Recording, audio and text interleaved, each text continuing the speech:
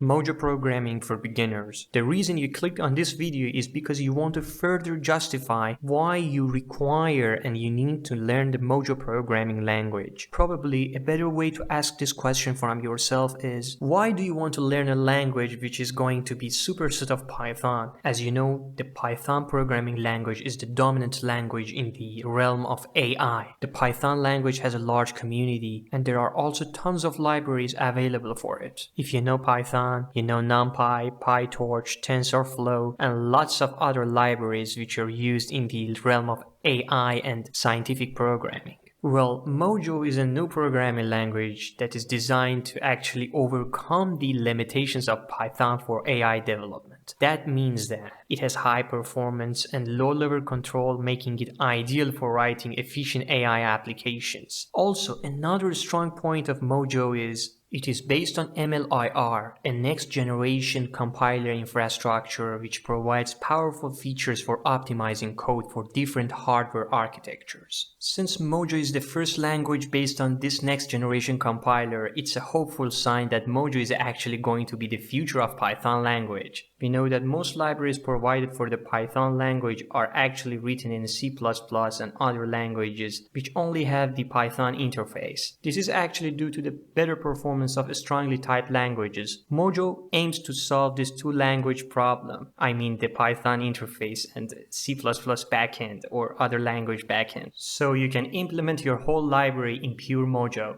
Mojo can achieve significantly better performance than Python for AI workloads. This means that Mojo is well positioned to take advantage of future advancements in AI computing, and that is really good reason to actually learn the language. In the realm of scientific programming, there is another language called Julia. If you're interested in learning about Julia programming, I've got a Julia Programming for Beginners playlist. You can check it out, the link is down in the description. I think for two reasons Mojo is going to beat Julia. The first reason is it is based on Mlir, a next-generation compiler infrastructure. The second strong reason for learning Mojo is this language is going to be superset of Python. There is already a large code base available for Python programming language, lots of libraries which are going to take advantage of the performance of the Mojo programming language and work for it. If you're interested in learning more about Mojo programming language, please like my video and subscribe to my channel and wait for the next video in the Mojo programming tutorial for beginners playlist.